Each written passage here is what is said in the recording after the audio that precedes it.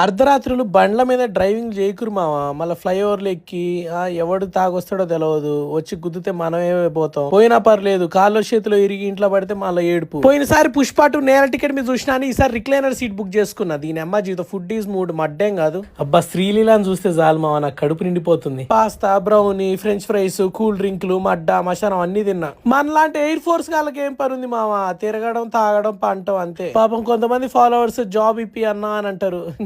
నాకే జాబ్ లేదురా అయ్యా, నేనే బేవర్స్ నా కొడుకుని.